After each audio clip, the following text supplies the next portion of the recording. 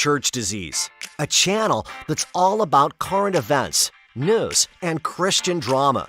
A channel that's dedicated to our forgotten brothers and sisters throughout the ages. Our brothers and sisters who courageously stepped outside the safe bounds of institutional Christianity to tell the truth. A channel whose goal is to help the average person understand that Jesus plus nothing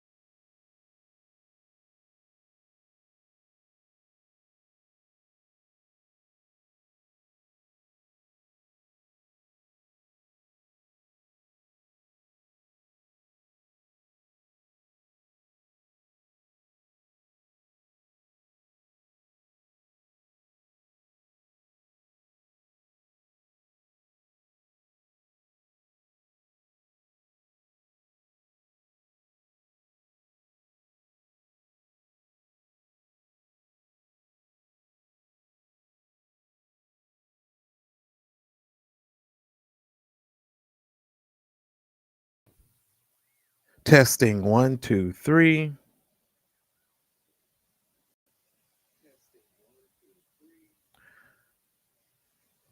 Okay, you guys should be able to hear me now.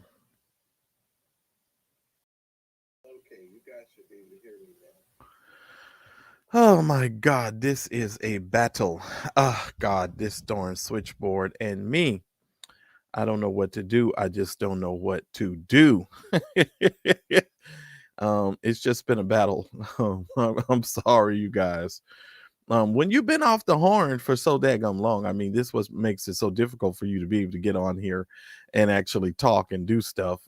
Because I haven't been on the daggone screen for that long. What up, everybody? Welcome to the Mad Church Disease Podcast. I will not hold you very long tonight. It's already been 20 minutes, and I've been taking 20 minutes just to get this darn thing to work.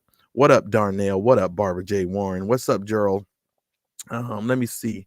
I am Talisha. Talisha, welcome. Rick Bryant, what up? What up? Let me see who else is up in here. Christine Parks, good to hear from you. I was just so happy to hear your darn voice today on our moderator call. So thank God for that. AT Mac, everybody, what's up, everybody? Do me a favor, you guys. Share this live on your social media. Let everybody know we finally got some daggum sound. Sorry I'm not on the screen again this week. Honestly, if I'm gonna tell you guys the truth, I've been so tired, and I got a pimple right on the tip of my nose, and I wasn't gonna be coming on live looking like Rudolph the Red-Nosed Reindeer right now, so I wasn't gonna do that.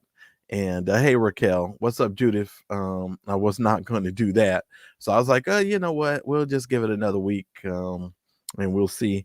Hopefully, we can get stuff cleared up and be real good here for the camera.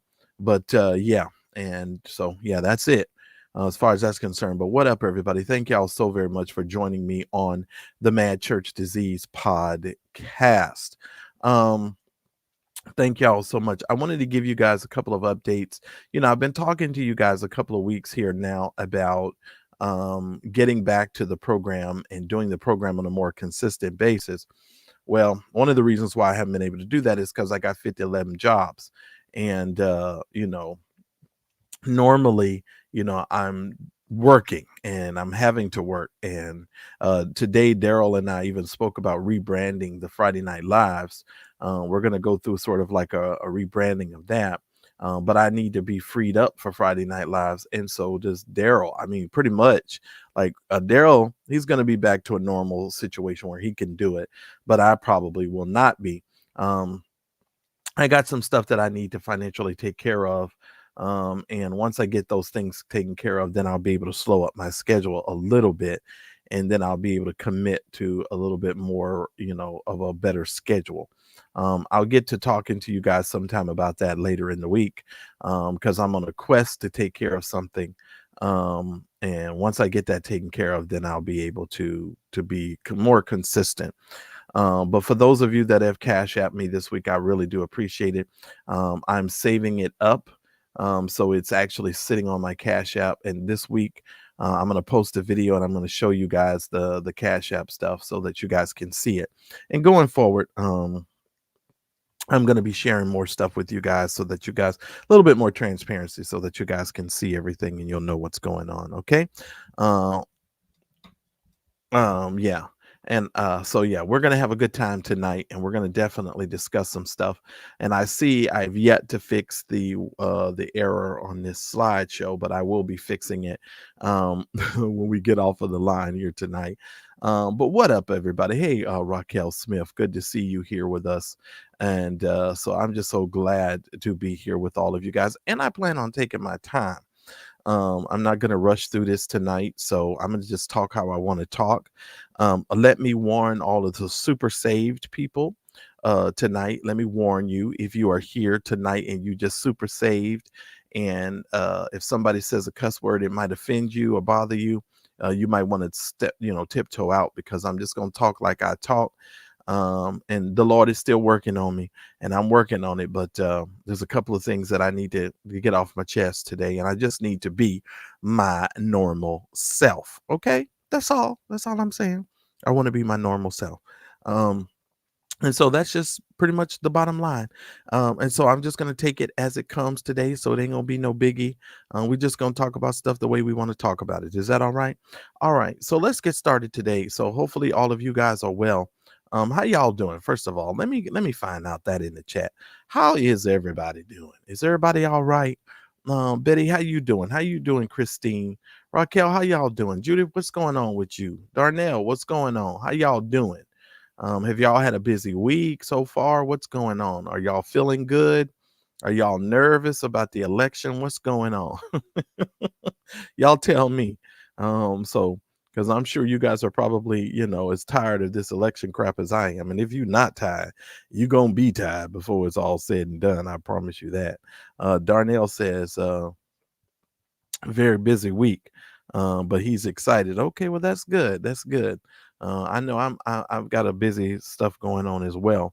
Uh, um, excuse me. Bakari Sellers and that book that I told you guys last week about, he's sort of motivating me because I've been wanting to do a book, and I had started writing a book a couple years ago, but I'm thinking I want to concentrate more on that. And I want to get this book completed, and I want to write it. I've already bought the .com for it. I bought the .com and all the social media stuff. I have pretty much. I'm gonna set it up, but yeah, it's gonna be interesting. I have a book that I want to write. And I'll be talking to the members and and you guys, the supporters of the channel, about that later. But I definitely need to concentrate on that and get on that right away. And good for you, Gerald, because I'm gonna write a book. I'm gonna finish it. Because I had started, and a couple of years ago when I was still with the Church Folk Revolution, and we're still together. Actually, we're planning. Hopefully, we're gonna bring everybody back for a show. We're gonna step into the ring one more time, and we're gonna talk to you guys. And I think it's gonna kind of be a touchy feely kind of thing with everybody to see how everybody's doing, and you know what I mean. And so we're thinking about that. We've talked about it this week a little bit, and so yeah. And I'm Christine, we're gonna talk about this in a minute. We'll talk about this in a minute. Ava, it's so good to know that you're doing well. Thank God. I'm glad you're doing well, Ava. And Gerald says he's doing well. He can't complain. Well, that's good. Uh, uh, yeah, well, my birthday's in August too. And that's why I'll be talking to y'all about that a little bit. And Barbara Warren says she's doing better, and I'm glad, Barbara. I know we've all had a couple of little health challenges. I hear Marvin Winans was he had cancer, and then 2 days later he came back and supposedly he's free of the cancer. It just I don't know how all that's working, but looks like he got miraculously healed very quickly. But apparently he's doing better. So yeah, that's Marvin, dear old Marvin Winans. All right, so let's get on into this tonight. I want to talk to you guys. Let's start off wherever we start off. Now, listen, let's start with our politics, because this is probably the part where, religion and politics are two things that you just don't really want to talk about, and you don't really want to deal with it. Um, uh, what is Darnell saying? He got healed. What? He got healed like Trump's ears. I know, right? Just immediately, just all of a sudden now he was doing all well.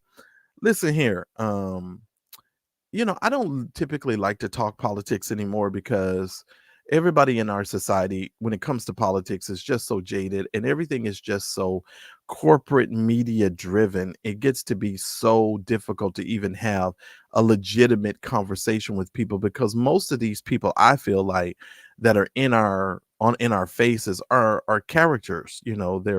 They're caricature. They're cartoon characters. It's almost it's amazing, and you don't really want to talk about it. Funny story. One of my jobs, I do some gig work, and I was standing talking to a gentleman, not last night, but the night before last. And, I don't know, he brought up Donald Trump.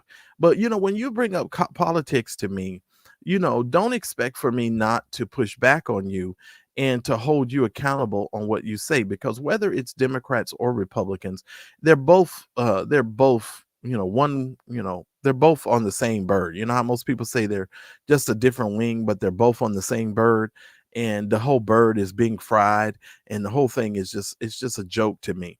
But people bring up Donald Trump and they bring up Kamala Harris, and people start talking all of this stuff. Now, don't get me wrong, I'm not a Democrat or a Republican.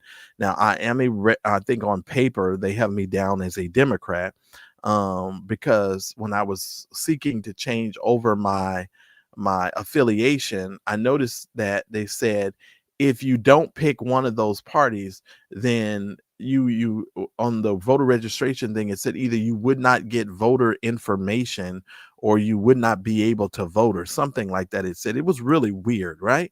And so I was like, oh, okay, so I'll just say I'm with this party, because either you have to go independent or whatever. But I think they use that to basically determine what they're going to send you in the mail as far as your voting information. But my thing is this: regardless of uh, regardless of where you stand on the side of whatever, you should be allowed to get all of the voting information so you can make a more informed decision. I feel like there should just be one book that goes out to everybody and has Democrats and Republicans information in there, and you can just read it on your own and just make a determination on how you choose to vote. And that's another reason why I don't like how they set this up, because if you're a Democrat, the only information you're going to get in the mail is about those who are running on the Democratic side of things, and they're going to sort of fill your head with whatever those individuals believe and think, etc., right? And so I just never, it's annoying to me, because I'm like, okay, well, wait, you're going to force me to get the information from just the Democratic side when I'd like to get the information on everybody, right? And so, it's just one of those things. It's just one of those things. Now, this past week, of course, Joe Biden, who at that particular point in time was going to be the oldest man running for the presidency in U.S. history, he has bowed out. And let me just say this. He didn't just bow out. He was forced out by rich Democrats. Let me just say this: but Joe Biden was forced out by corporate media and rich Democrats. And this is another reason why, if you're in this notion that you get to pick who you get to vote for, that should go out of the window in your mind, because you don't get to pick who you vote for. They get to pick for you. Now, who is they? You'll get some people that'll give you, conspiracy theories and so forth. I don't really have any conspiracy theory to give you. I just know that the rich and powerful people in America, and who control primarily everything, are pretty much making these sort of decisions for us, and it pisses me off to no end. I felt like Joe Biden was probably the best person to beat Donald Trump. I felt like Joe Biden could beat Donald Trump. Just because Joe Biden was older and he stumbled over his words, which he always had a stuttering problem and stuff like that. I don't understand why the corporate media just went after him. After that first debate, when I saw CNN, I was watching CNN, which I turned away quickly because I got so angry. When I saw Abby Phillips and Van Jones and them folks going after Joe Biden and making some of the comments that they made, I was like, okay, this is going to be a mess. And I saw the corporate media sort of turn on him. I was like, oh, this is about to be a whole big old mess. And I was like, this is not going to work well for us, right? And so I was like, I don't really know. And yes, he was forced out, Betty, big time. He was forced out, and it was unfortunate that the people just allow him to, to have to suffer through that. Now, you can say whatever you want about Joe Biden, but there are two things that I want to talk about, and I'm just going to say this real quick while I got this orange orangutan on the screen. Let me say this: Joe Biden changed prescription and the prices of prescriptions for those individuals who are responsible for paying for medications on a monthly basis. You can get mad all you want to, but that was done under the Democratic leadership. And all of these people that are living in these trailer parks, and who are still going into the woods to use the bathroom, and don't have running water, because there are places in America that still do not have running water. Surprise, surprise. I know you probably don't believe that, but it's really true. um these hillbillies that come down out the mountain every now and then when they want to vote for their favorite, Republican. They do not understand that the way that Meemaw is able to get Meemaw's medicine is because an old man named Joe Biden helped them be able to get a discount on their medications. And it's just the fact of the matter. So that's the first thing I want to say about Joe Biden. You may not like him, but he helped you. If you're on a prescription drug and you're taking a prescription drug, the reason why those drugs are cheaper is because of Joe Biden. Period. Okay. Second thing I want to say about Joe Biden. Joe Biden, of course, helped us get through one of the scariest and most difficult times of a lot of our lifetimes because we have never lived through a pandemic. Those pandemics, from what I understand, come around every 100 to 200 years or something like that. There's always going to be some sort of pandemic. Let me say something. When Joe Biden ran for president, the number one reason why I voted for Joe Biden is because I felt like Donald Trump was trying to kill us, period. The man did not care anything. He had no sympathy. He had no empathy. He did not care about anybody but himself. And I need for you all to remember that. I don't care if you're upset that the price of chicken has gone up and the price of eggs have gone up. I don't care if inflation has been raised. This man tried to kill us. And he tried to kill us with his inept ability to actually have empathy and speak to what was actually transpiring in America. Period. I'm not talking about his politics. I don't give a shit about what you feel like he did, what was so great for the country, which I don't know what that could possibly be. Maybe you're one of these people who really believe he was building a border wall. Maybe you're deceived. You know what I mean? And yes, when I say trying to kill us, he was trying to get rid of all of us. That's kind of how I felt. So he was trying to get rid of all of us. He killed a lot of us, but he was trying to get out of us, right?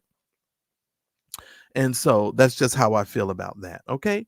And I just don't care. And I was a one reason voter last time, and I'm probably going to be a one reason voter again. Okay. I am not voting for Donald Trump. I am not voting for him. And the reason why I'm not voting for him is because Donald Trump is trying to kill us, period and point blank.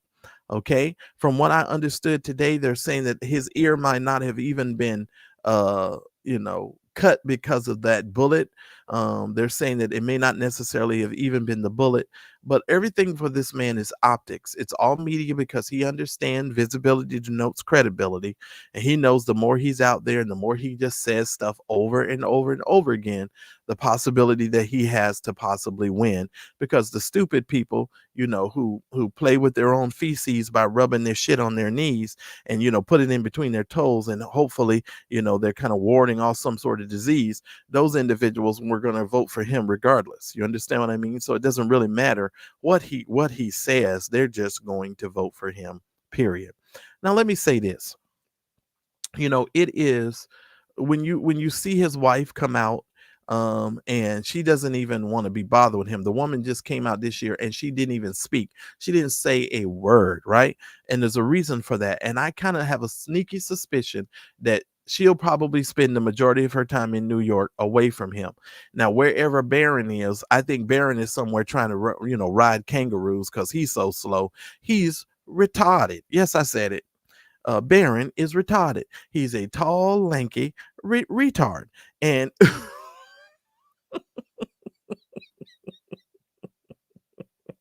I don't care what you say. Just that boy is slow. He is slow as molasses, and he's not pulling from the greatest of all gene pools. I'm just saying, his daddy's slow and his mama is slow. She can't even say her own husband's name.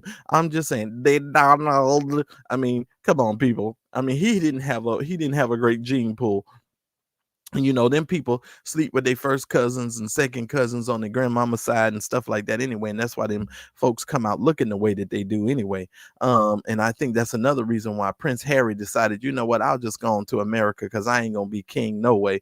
And it ain't no need of me being around these cold, clammy, rotten teeth people in the first place. So I may as well just get the hell out of here. And I feel like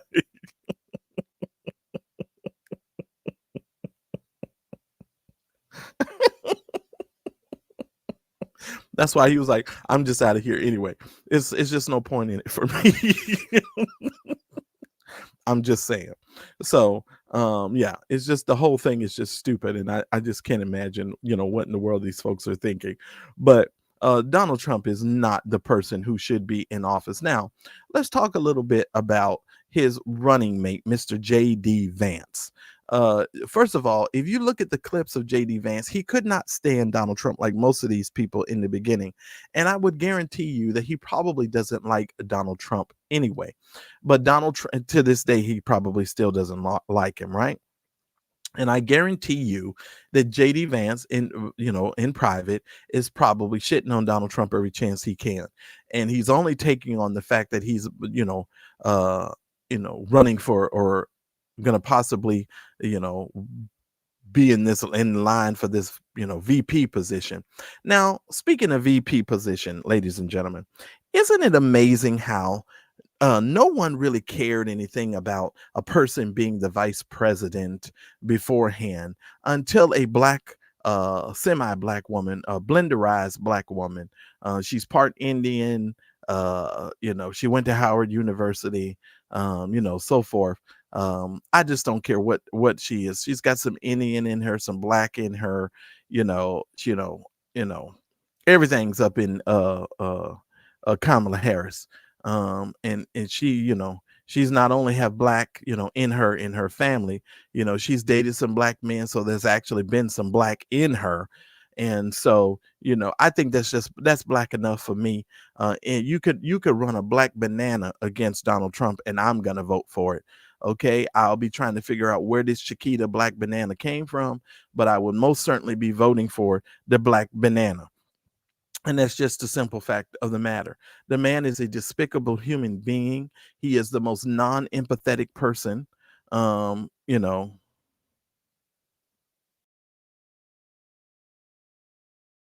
the man had so many things going on. I'm just saying.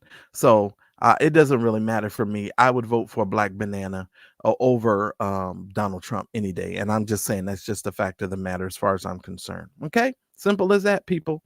Yeah, and that's just the bottom line. I'm not voting for him. But have you guys noticed? No one cared anything about uh the the vice president position until a woman got in there. You know, I don't know what it is about this fascination in this country about mistreating women, period. Whether you're a white woman, black woman, Asian woman, it doesn't matter. We have a thing in this country, and I don't know if it deems from patriarchy or what, where we just denigrate and mistreat women as if a woman's mind is something that is not to be respected and to be honored. I don't get it. And let me tell you why I don't get it. Every person that is watching this program right now, the first person 9 times out of 10 that you encountered in your life was your mother. When the doctor pulled you out of your mother's birth canal and laid you on her breast or laid you on that paper, so that she could see your face and she could wipe tears from her eyes, her restless tears from her eyes, while looking at your ugly butt. Because I know some of you think you came out looking really beautiful, but you was covered in all of the stuff that was in that sack, and you wasn't all that beautiful. But to your mother, you were probably the most beautiful thing she had ever seen in the whole wide world. And then after the mother, and they cut the cord, clean you up a little bit, wrap you up, then they hand you to your father. They hand you to your mother while you're still in your mess. They hand you to the father when you've been cleaned up. I wish I had time, because I'd preach right there because that's preach worthy. Because if you understood, you're not going to be handed to the Father with all of your junk on you. You're going to be handed to the Father when you've been cleaned up. Come on here, somebody. That'll preach right there. That'll preach right there. I'm just saying. But it's something in this country where we just denigrate women and we speak to women, and we treat women in such a way. Kamala Harris is not a DEI hire. She is not an individual who, is not educated. She is not a woman who has not arisen to the ranks of where she is today because somebody just passed her along. No, that's what they did to your cousin Ray Ray. He still can't read. Come on here. They passed your cousin Ray Ray along, and Ray Ray over there trying to figure out how to fix lawnmowers so he can keep, going around and asking folks to mow their lawn. Now, I'm not saying that anything is against, I'm against hard work, but let me just tell you clearly that Kamala Harris is most certainly qualified and positioned to do this job. Now, let me tell you something else. This is the same shit that they did to Hillary Clinton. They told you Hillary Clinton was not qualified, that she was that you needed to, she was sneaky. They use all kinds of just weird little words to get everybody to think something was wrong with Clinton. Now, you might have been against the Clinton dynasty and you just didn't want another Clinton in office, and that's okay. Hey, that's good. I'm with you. Okay, whatever. That's what you thought. But as far as being qualified, because now we're talking about qualifications. What has qualified Donald Trump to be the president of the United States in both instances? The first instance, he wasn't qualified, and he's not qualified now. Every single person in that man's administration has either been indicted, on their way to jail, going back to jail. They're all going to jail. Everybody's going to jail.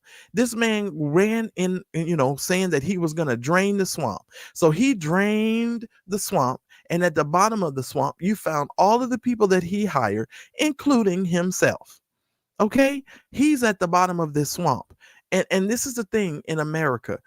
People just say a whole bunch of stuff. And just because they say stuff, then, they expect for everybody to just follow along with it. No, Donald Trump's at the bottom of this swamp. Guess what? His children are at the bottom of that swamp. Oh, I mean, his daughter and his son-in-law got what was it? $1 billion? I mean, come on, people. Do you think Donald Trump wants to go back into office because he cares about America so much? No, he cares about the position. He cares about the power that the position brings. He cares about how an individual is viewed in the world if they're in this position. He doesn't really care that he's going to let Vladimir Putin march right on into the Ukraine and keep his reign of terror going. Okay. And then let me get you this. Do you think he's going to stop Benjamin Netanyahu from doing what he's doing over there with the Palestinian people? He's not. But should somebody stop Benjamin Netanyahu? Absolutely. Absolutely. Benjamin Netanyahu should be brought up on war crimes. And you heard me say it.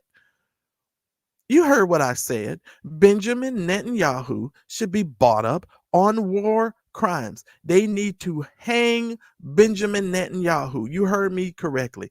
They need to hang him. They need to do this exact same thing that they did to all of those other tyrannical leaders. They need to bring him down. From what I understand, that man has bombed every university over there. He has bombed every single thing that he could possibly bomb. And we're over here clapping our hands thinking that Jesus is on his way back. So what? You so worried about the Jesus coming back that you just going to mistreat the people you can see. That's why the scriptures are very unique. The Bible says, how can you say you love of someone that whom you have never seen? And then the folks that you can see every day, you don't care nothing about that. They're bombing children. They're killing children. This is Benjamin Netanyahu. This is what he's doing. And the rest of the world is like, but I'll give you something. When the Hutsis and the Tutsis and the Tootsie Pop people over there in Africa, and you got to forgive me because I don't know a whole lot about Africa. That's why I don't like this whole African American term that y'all are so hell bent on using. These folks over there in Africa that were killing each other with machetes when Clinton and them folks was in office, did they go over there and stop them people? Hell no. But wasn't nobody upset. You didn't hear, and see, this is to all of you folks that are so worried about the Palestinian people.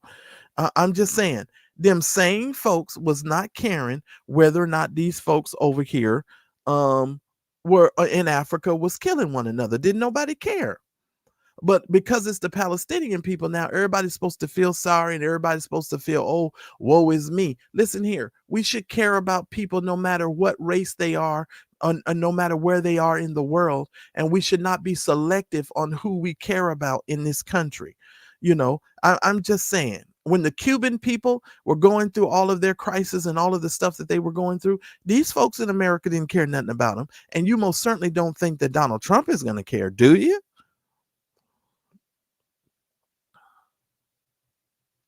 And Clarissa, I don't necessarily agree that everybody that has a felon should get out of jail, has a felony needs to get out of prison. No, I'm sorry, I don't agree with that. Some of them Negroes need to stay right where they are. I don't want Pookie and Ray Ray and them to think that they're supposed to be able to get away with everything and they don't have to live in some accountability.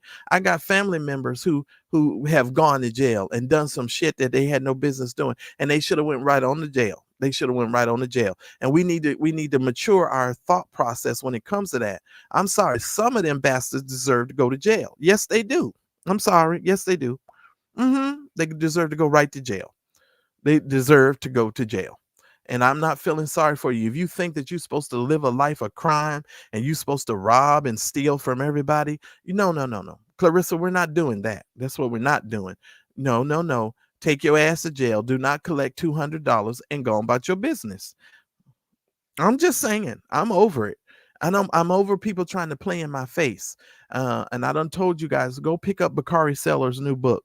He did a masterful job, and I know I'm becoming like a commercial for that darn book, but you guys need to pick up Bakari Seller's new book. You really, really, truly do. Y'all pick up his new book because his new book is the bomb. It is absolutely the bomb. You would love that new book that he's got. So make sure you pick it up. And AT Mac, yeah, yes, right. You did the crime, do the time. That's how I feel. Clarissa, and I ain't messing with you. I ain't picking on you. I just want you to know some of them fools deserve to go to jail. Now, Clarissa, are there some people that are in there that need to get out? Yes, absolutely.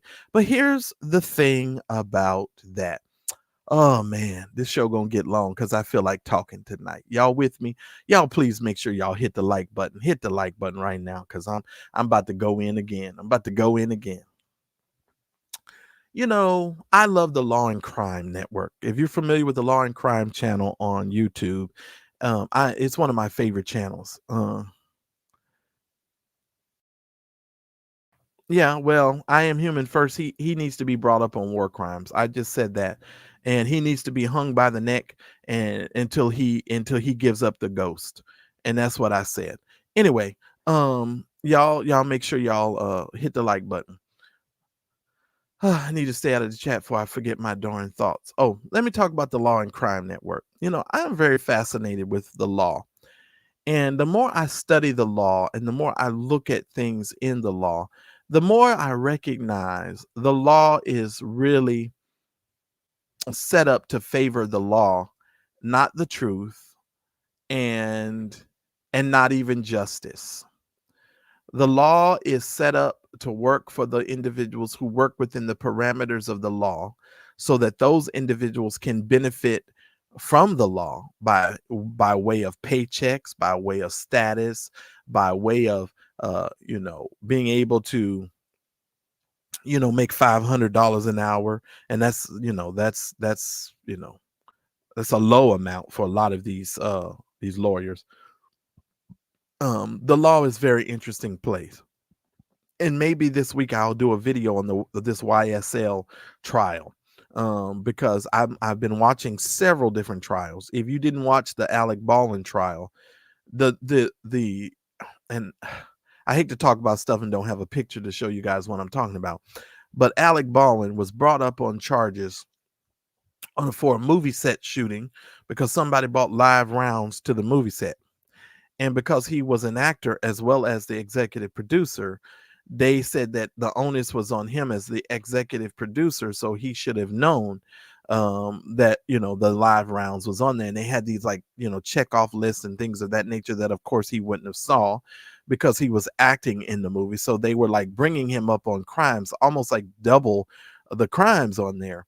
And I'm talking about this, and we're still talking about Donald Trump. Don't go nowhere, because I promise you this story is going somewhere. Hang tight with me. So they brought him up on these crimes, and they bring him up on the crimes, and the man sort of the prosecutor decides that they're not going to give the defense all of the evidence. Not only are they not going to give the defense all of the evidence, they're going to hide some of the evidence. They're going to give it a totally different case number and file it away. And they went to court. And some kind of way, somebody told Alec Baldwin's legal team that they were hiding this evidence. And so the judge had no choice but to dismiss this case, and they dismissed it with prejudice.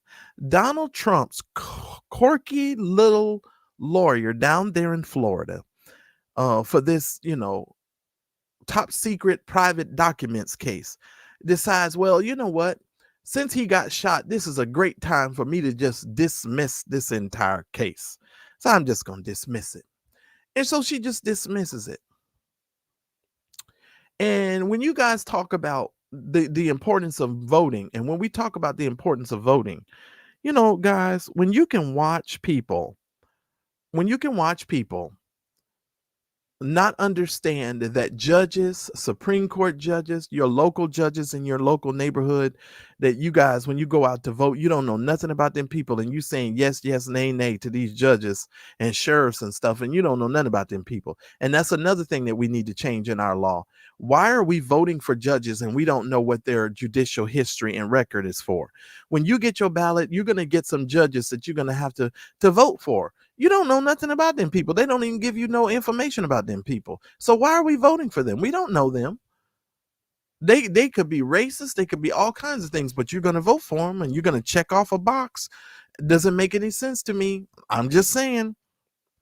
And we need to reevaluate some things, and we need to think about some things differently. That's all I'm saying. Because there's some strychnine in this here corn. And I'm trying to tell you, ain't nobody going to make me go crazy. I'm trying to tell you, these people not going to do it to me. They're not going to do it to me. I mean it. And it's just a mess. Absolute mess.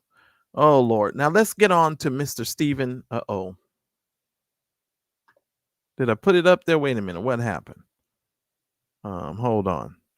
What you doing? There you go. Mr. Stephen Furtick. Let's get on to Mr. Stephen Furtick. All right. Now I'm going to pull up this article here, and I'm going to share my screen with you all in just a second here. And let's talk about Mr. Stephen Furtick for just a second.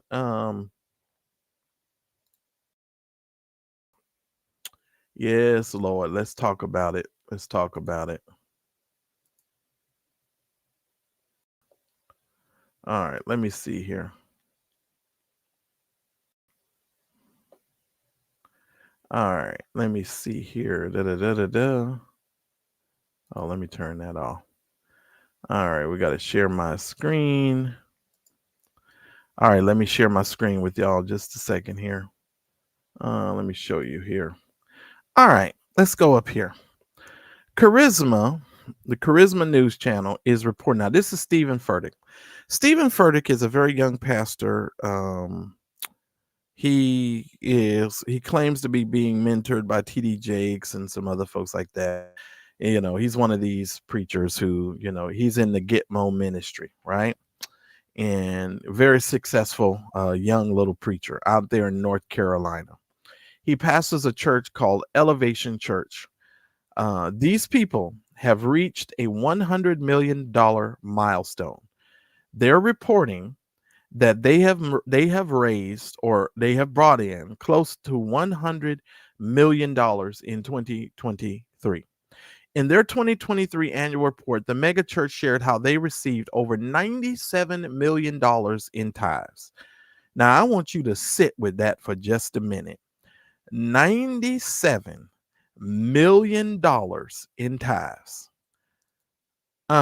Now, I bet you if you go to that neighborhood and you go to the community around, I guarantee you that you could find uh better use for $97 million. And I want to be very clear, Daryl. You can still like the man. He's a young, charismatic person. I get all of that. But what I'm talking about is the amount of money and the amount of resources that are coming out of people's pockets.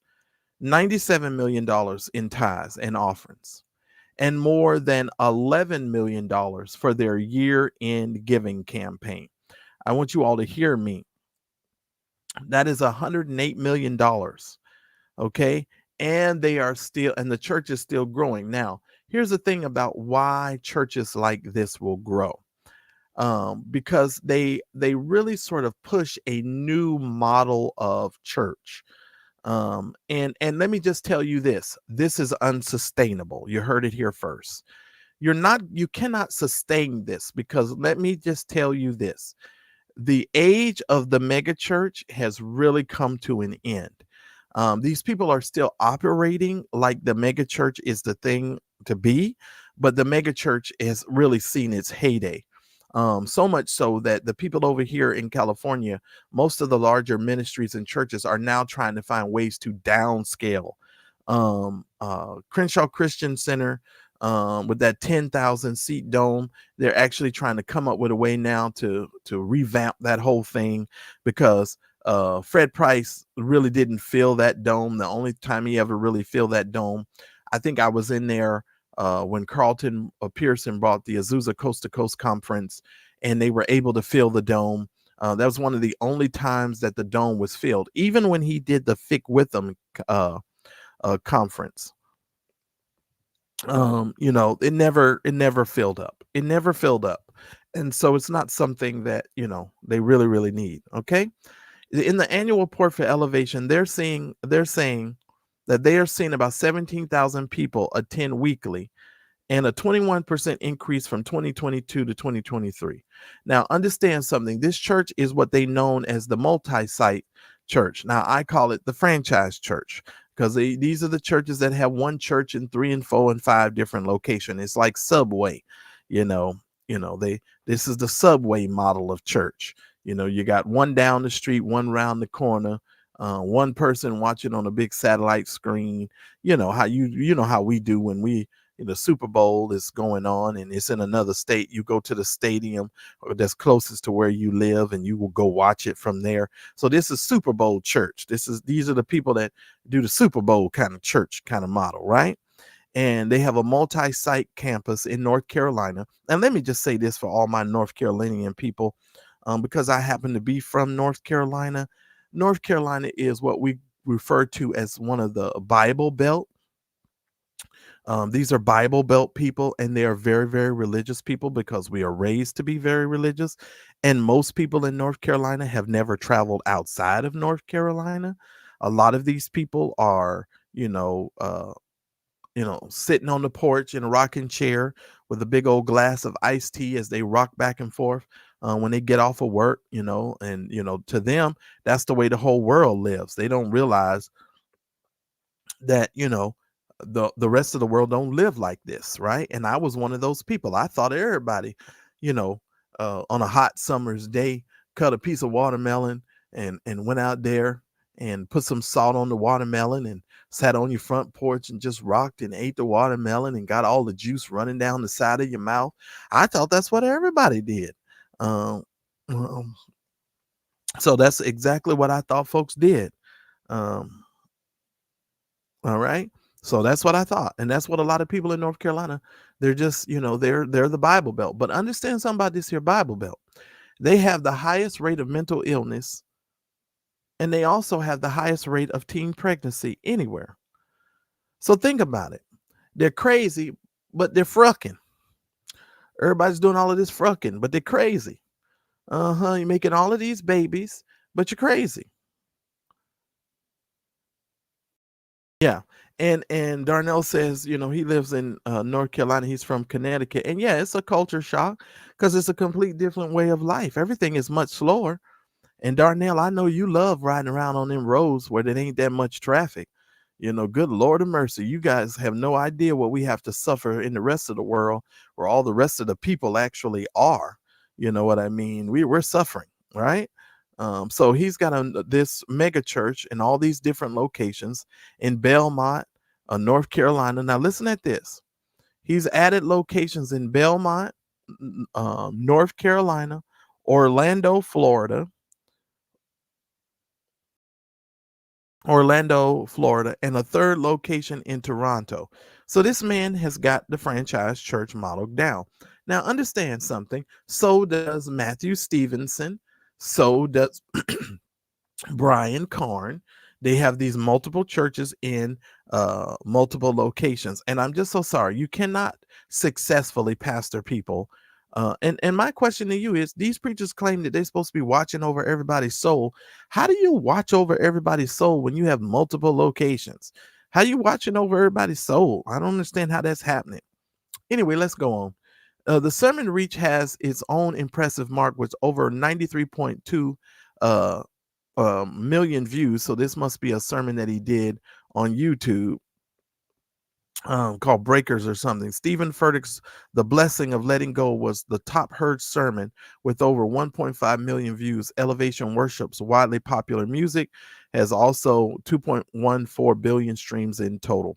The growth comes after Elevation made the decision last year to pull out of the Southern Baptist Convention. Well, which one of the Southern Baptist Convention?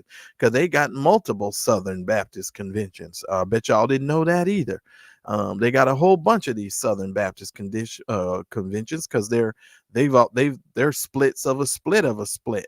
I'm just saying. Less than a month after SBC's decision to permanently remove Saddleback Church from the denomination. So I guess Saddleback, which is owned by Rick Warren, if this is the same Saddleback that I know, so they decided to remove Rick Warren. And so Stephen Furtick said, well, if you're going to remove Saddleback, then next thing you know, I'll probably be next in line. So let me go on and get up out of here first. And so he went on and left. And and I can't say that I blame him. I'm just saying, with these church folk, this is just crazy stuff.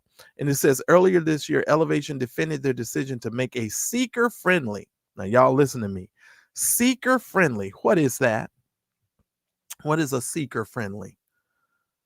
Easter invite that would not include words like phrases like Calvary, resurrection, or the blood of Jesus. Excuse me, but aren't we supposed to, on that particular time, we're celebrating the resurrection of Jesus Christ, and aren't we celebrating that resurrection because of what Jesus did on Calvary? Oh, what did he do on Calvary, Marcellus? Oh, he shed his blood. So the main three things that we're supposed to be talking about: the resurrection, Calvary, and the actual blood. Mr. Mann says here, we ain't gonna mention those things. We're not gonna talk about those phrases because we need it to be seeker friendly. No, listen to me. I think this is another reason why the church is not respected. Let me tell y'all something. The church is not respected because the church keeps bending its message and changing its message to suit whoever it's in front of. It's like a porn star. This modern day church is like a porn star. The reason why the church is like a porn star is because the church has the ability to change its position really fast in front of the camera based upon what audience is in. For those of you that are not super saved and who's ever seen a porn movie before, them folk know how to change positions really, really quickly. And that's because they want to get the right angle so they can get the message out, whatever the message might be. Praise the Lord. And that's exactly what some of you are doing. You're just changing your message based upon whoever you in front of. I'm just saying. Here they said the copy and paste invite was simple and read, I'm heading to Easter at Elevation. How are you heading to Easter? Because that's not what the Christian celebrates. The Christian don't celebrate Easter. That's not what we celebrate. That's not what we honor and revere. But see, here's what he's learned. Here's what he's learned. This is what Stephen the Furtick has learned. Y'all listen to me. This is what he done learned. He done learned the Joel Osteen model of attracting people to church. This is what he learned. He learned that if I dumb down the message, if I don't mention things like the blood, if I don't mention things like Calvary and the resurrection, people are going to come. They're going to feel more comfortable in coming, and then they're going to give a lot more money. That's what he's recognized. He knows it. And we all know it. We just don't say it out loud. But guess what? That's why we have the Mad Church Disease channel. And that's why y'all need to be hitting the like button right now so that I continue the great work that I'm doing so we can really talk about it. Because nobody else on the internet is going to talk about this stuff the way that I talk about it. And you know it, not know it. They'll be over there showing, gospel videos and talking about some who did what and all that other gossip stuff. They're not going to talk about this stuff the way that I talk about it. Hit the like button. And for God's sake, if you'd like to support this channel, please send some support to the channel. And by the way, I want to thank all of you this week that sent me some support Cash App. So please make sure to support the channel, please. Thank you. I really appreciate it. Now, moving right along. On their website, it says the copy and paste invite was simple. I'm heading to Easter at Elevation. Would you like to join me? The music and the message are always incredible. It's honestly one of my favorite ways to celebrate the holiday. I'd love to have you as my guest this year. Wait a minute. Wait a minute. Wait a minute. Wait a minute. What we're trying to tell the world is that Jesus died for their sins. That's what we're trying to tell them. He did it on Calvary. What we're trying to tell the world is that blood that was shed on Calvary was for the washing and for the cleansing of sin. And where there is no shedding of blood, there can be no cleansing and washing of sin. And see, this is a thing that we don't like to talk about in our society anymore because all of us are sinners and we're all doing sin. And so we have diluted the message so that we don't want to focus on the fact that, yes, there is something called sin, and sin separates us from God according to the text of the scripture. That's what the Bible teaches. Now, you may not have to agree with it, but I just want to tell you, I just want to say this for those of you who espouse or who confess Jesus as your Lord and Savior, you need to understand that there is something called sin, and sin separates us. It creates a chasm between you and God. And because of the resurrection and because of Calvary and because of the blood of Jesus, that's why we have the ability to come and have access to the Father. Now, I'm going to keep on going because I don't want to get too preachy. The Good Friday service, even though I already done preached a whole sermon right there, however, was promoted with language about Jesus' death and resurrection. All right. Okay, so he drew you in, and then of course it says, however, was promoted with language about was promoted. Okay, that's Mr. Stephen Furtick. These people are raising money hand over fist. He's doing the Joel Osteen model of church. Understand what I'm saying, ladies and gentlemen? That's the Joel Osteen model of church. All right, you smile. You don't mention the blood. You don't talk about the resurrection. You don't talk about Calvary.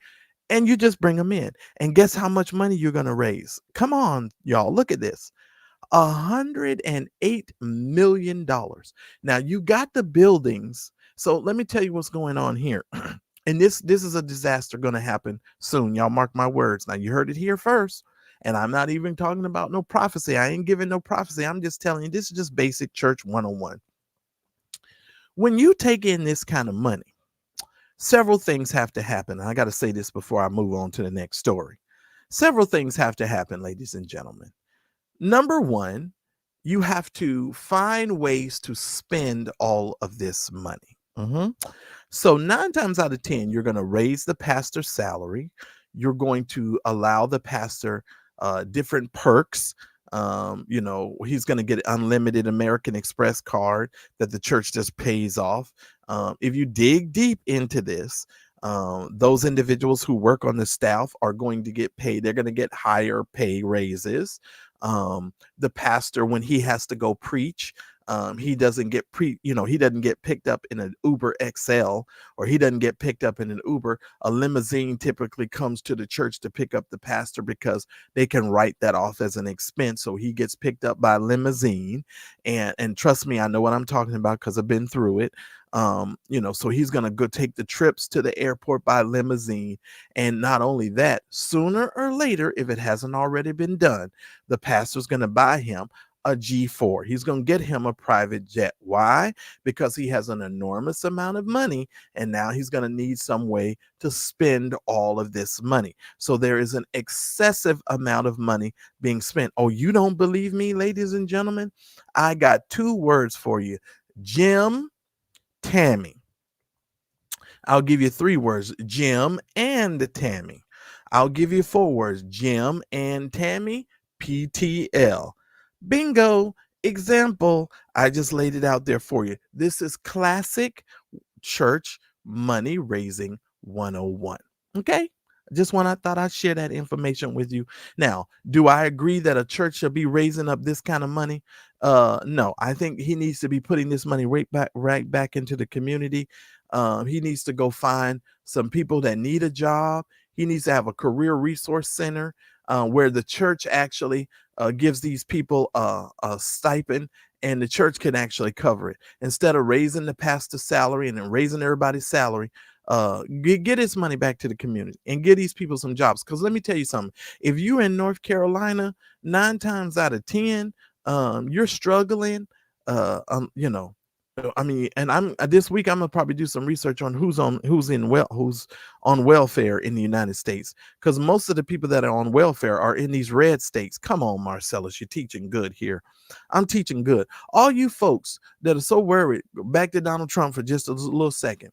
All of these folks who supporting all of these politicians, most of the red states, it has the highest welfare recipients in the country. Mm-hmm. That's just the truth. And not only that, let me just share you something else with you. The highest recipient of welfare in the United States are white women. Did you hear what I said? I know they're trying to tell you otherwise, but the truth of the matter is the person that receives the most welfare in the United States are white women. And here's another reason why they wanted them to stop abortions, because the majority of the people who were getting the majority of the abortions are white women, and they don't want that. You know why they don't want that? Because there is a browning of America, and they want those white women to have those babies because they're funding these white women. We done gave you this welfare, and we want you to keep having these darn babies, because if you have these babies, we stand a higher chance of them voting Republican, and then we can just make sure that we continue to do the foolishness that we're doing. I'm just saying. Don't get it twisted. I meant what I said. And in the words of that conundrum, William McCrae, I'll add more to it before I take it back. I'm just saying. Don't play. Don't play. Do not play. Yeah, but that's what we're dealing with, Mr. Stephen Furtick. So, ladies and gentlemen, Mr. Stephen Furtick, and that was Mr. Stephen Furtick for you. And that's what they're doing over there with his church. Now, let me see. I'm gonna see if I can find this other story while I'm talking to y'all, because I gotta look this other one up. You know, your boy is something else. And I made this point to bring this up and to bring him up again, because he's one of these other people who has the franchise model church as well. He got the franchise model church. One church in 2 and 3 locations. Now, this is a man that was a traveling evangelist, a young evangelist. I don't know where he got this call to pastor from. Y'all might want to help me, because I don't know where this call to pastor came from. Right? And I don't know. But hold on, I'm looking for it. Hold on here. Let me see.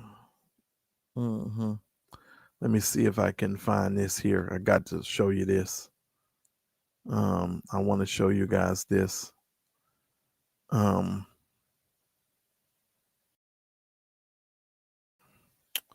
let me see here. Okay, hold on. Hold on. Talk amongst yourselves. I should have had this already up.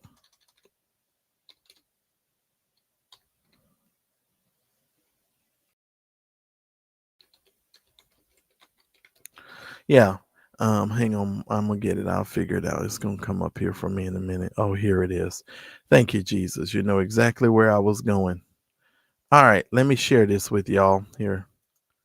Let me share this with y'all. Before I share this with y'all, let me break a couple of things down. I have a very keen eye for recognizing when preachers are making a shift for financial gain and for stability of income and for them to be able to be accepted amongst the larger church community. Brian Carn was a young man who was a traveling evangelist. He gained popularity. He was reading envelopes. He was on Benny Hinn. He was going a lot of stuff. For those of you that may not remember or know this young man, several years ago, he started a show on the Daystar Network where he would come on. I think it was called Friday Night Lives or something on Daystar, and he was hosting this Daystar program. Round about the same time that he was doing that, he started making all of these false prophecies. He said that Hillary Clinton was going to be the president of the United States. Never happened. He said that there was going to be a major pork, something was going to happen with the pork and the pig, and it's going to be like a major outbreak. Never happened. I can't. The man done had so many false prophecies. I can't even remember them all. He said a group of folks was going to win the Super Bowl one year. They lost the Super Bowl. He prophesied. He said they were going to win the Super Bowl and they lost. Now, if you're having trouble trying to figure out what all of this has to do with the kingdom of God, guess what? It doesn't have anything to do with the kingdom of God. And that's another reason why, in my opinion, this man is not a prophet. Okay. And that's why I have such a very difficult time dealing with someone like him. Okay. So, round about this time that he went live on the Friday Night Live with on the Daystar Network, he came out with this prophecy, and where he's talking about all of this stuff that's going to happen and all of these people that are going to this stuff's going to happen. If you don't know what the prophecy is, I just advise you um to look up Miss Justice, spelled M-I-Z Justice, Miss Justice, and look on her YouTube channel. She was the one who broke the story about Brian Carn and the witch, right? And Miss Justice, who happens to be a personal friend of mine, broke this story. And when Miss Justice broke this story, um, all of Brian Carn's invitations started drying up. No one wanted to be associated with someone who was doing these false prophecies and doing all of this stuff, right? And hey, Callie, I see you. Thank you. Nobody wanted to be associated with Brian Carn. So when your money dries up and you're a preacher and you have expenses and you're used to a certain kind of lifestyle, you have got to shift gears, and you've also got to figure out another way to make money, right? And so what did Brian Carn do? Brian Carn started a church. He started the church with two other pastors in the beginning.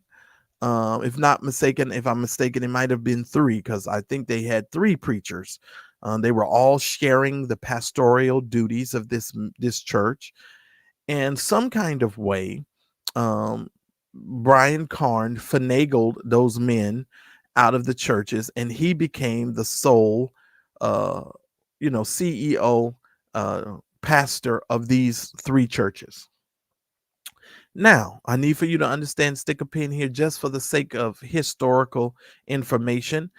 The lady Genesee Warren, that went after the Bling Bling Bishop, her and Dr. Dingleberry, the lady Genesee Warren was over there with Brian Carn, over there in the ministry or whatever with Brian Carn. So you need to understand where her history comes from as well. This so-called prophetic lady, Genesee Warren, she was over there with Brian Carn. So I just want y'all to know that for historical purposes. just so you know, because y'all know I'm not new to it. I'm true to it, and I try to give you the history. I want to tell you who Zerubbabel's daddy was. I'm gonna give you everything when it comes to church history, so you need to understand who these people are, right? And that's one of the reasons why a lot of these vloggers, I don't care for them, because half the time they start talking, they don't know anything. They don't know the history of the stuff, and so they just start talking. But Genesee Warren, that ridiculous false prophet, that supports over Dr. Dingleberry, better known as Larry Bartholomew on the rough side of the mountain, poop on the tip of his peen, Reed. You know, he and Genesee Warren went after Lamar Whitehead, and they never came back, and they never apologized either, which I found to be quite interesting. You know, regardless of what you think, yes, he was guilty of all that other crap. That's why his behind is in jail. But as far as the setting up a robbery of his church, he was not guilty. And so, you know, we needed to distinguish the two, because two things can be true at the same time. His ass can be crooked, and he can also be telling the truth about that other stuff. So I just thought I'd throw that out there. Just saying. Moving right along, ladies and gentlemen. So Brian Carn now is the pastor of these three churches. He is now calling them Kingdom City Church. Okay. Or KCC. Okay. Now I could give you another name. I would call them Carnes. Well, no, don't let me say that out loud. No, I'll say that one for the moderators. I can't say that out loud. But we'll just say, we'll just call them Carnes concubines. Because honestly, if you look at it, these churches are full of women, full of 80-90% women, and we all know his history as far as that is concerned, and his inability to make a commitment when it comes to that sort of thing, right? So Brian Carn starts these churches, and all of a sudden now, Mr. Brian Carn is bringing in all of your preachers to this church. And this little church in North Carolina, here we go again. When it comes to North Carolina, everybody loves North Carolina because that's the Bible Belt, because people are taught not to question the pastor. They taught not to talk back to the pastor. You taught all of this stuff, and they're able to get away with these things, right? Now, Mr. Brian Carn was one of these preachers where Leandria Johnson got into all her stuff. He got on the internet and just lamb blasted her. I mean, he lamb blasted her.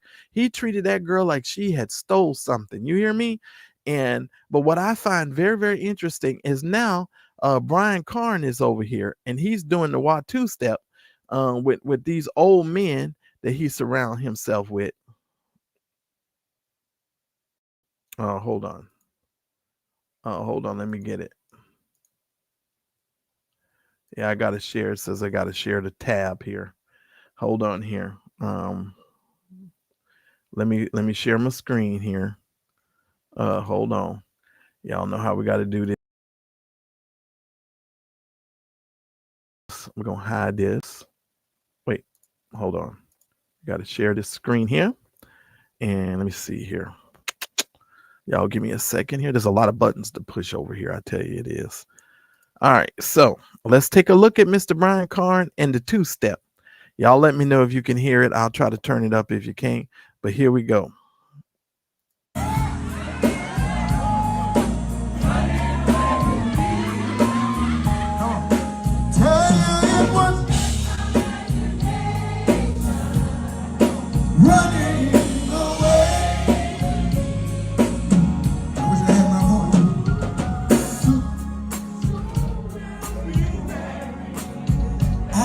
A family, oh yeah, a cozy little home out in the country with 2 children, maybe 3. I tell you, I can't visualize it all. It couldn't be a dream, but to me, it all seems,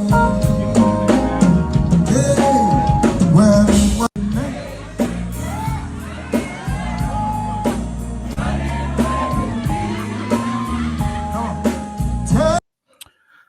all right, y'all. I'm not going to make y'all suffer anymore from that. Can y'all hear me? I hope y'all can. I hope you can, because I done had to press a few buttons, and every time I press buttons over here.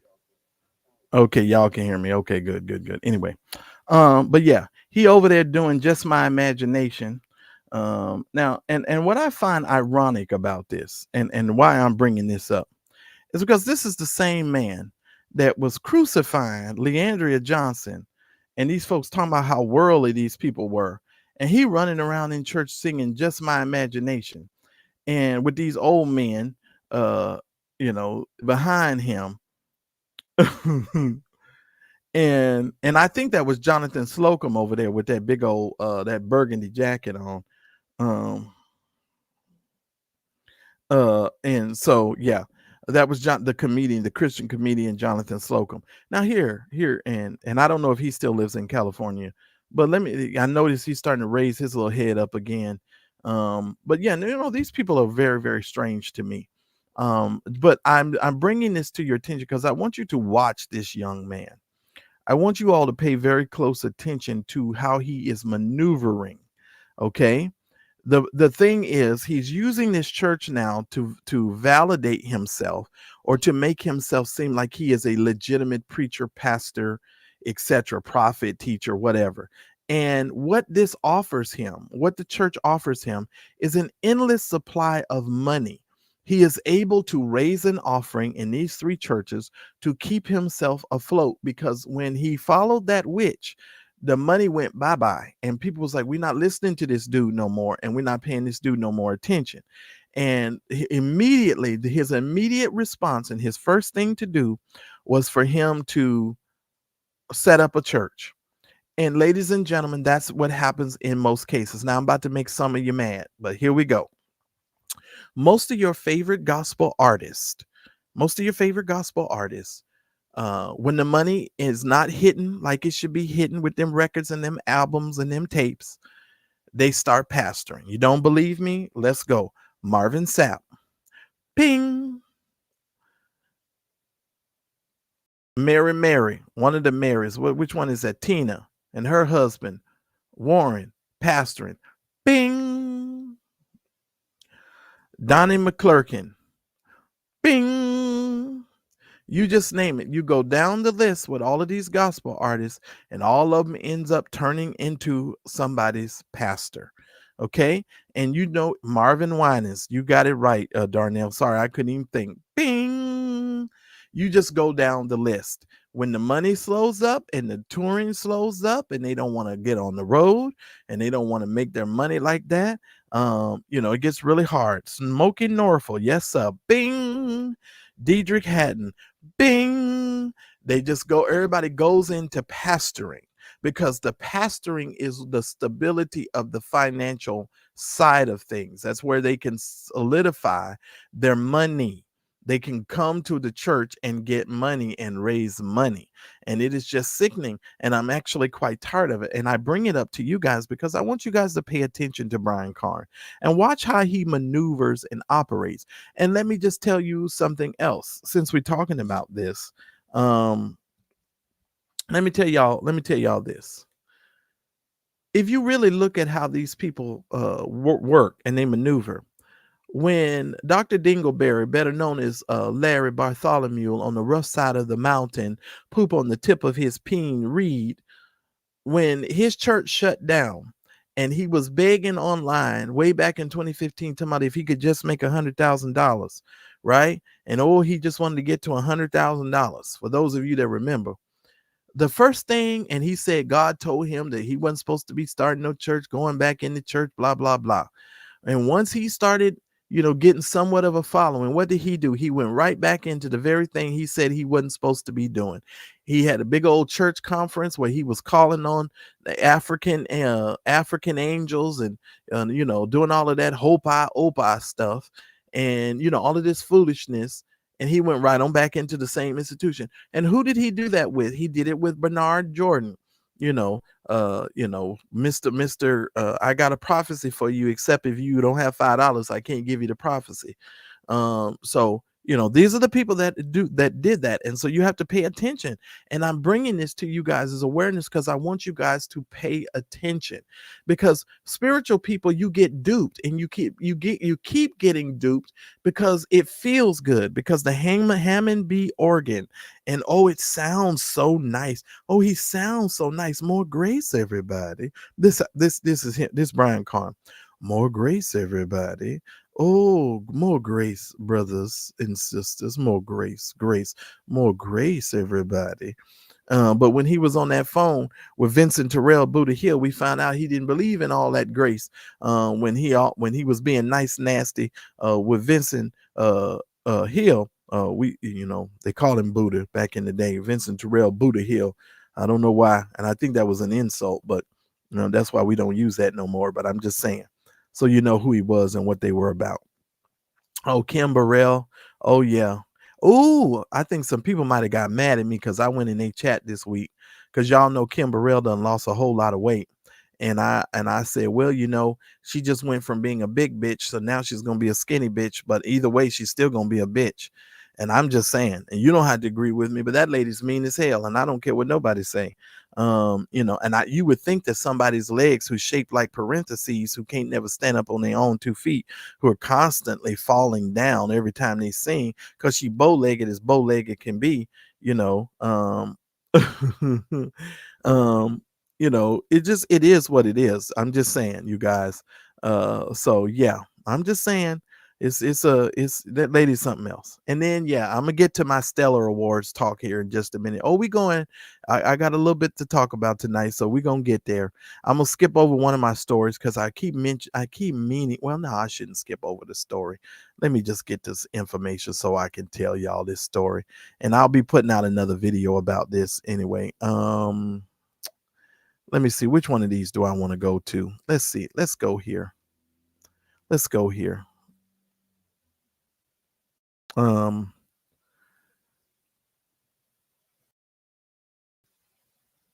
Okay, yeah, I want to talk about this story. Yeah, let's talk about this story.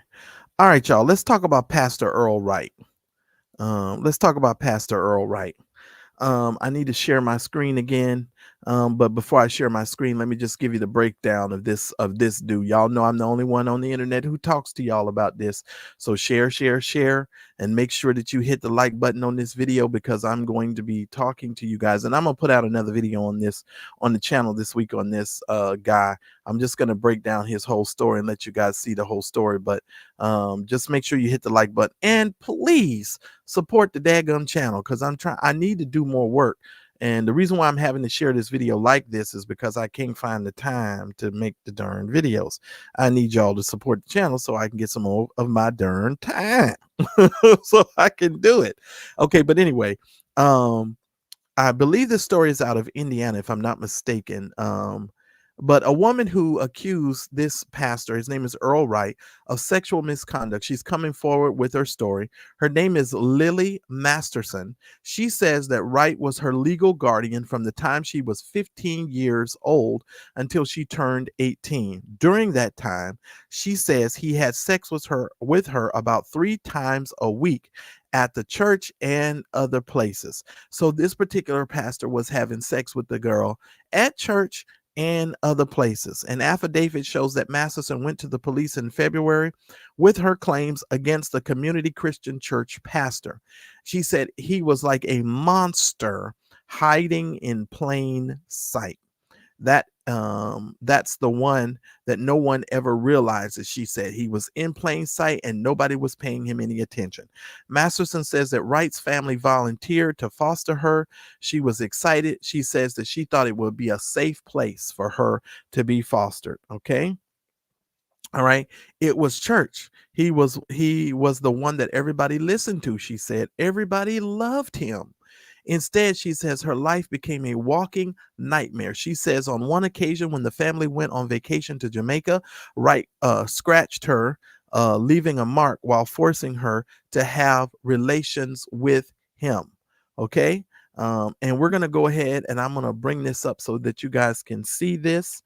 Hold on. I got more sharing of the screen to do tonight. I tell you so many buttons I got to push around this here piece. I'm just saying. And y'all make sure y'all let me know if y'all gonna be able to hear the video, because I should have um I should have had this yeah, I should have had this other one. Y'all make sure y'all let me know if y'all can hear the audio. Because I'm gonna get myself off of the screen here. Let's do that. All right, here we go. I'm gonna see if y'all can hear this.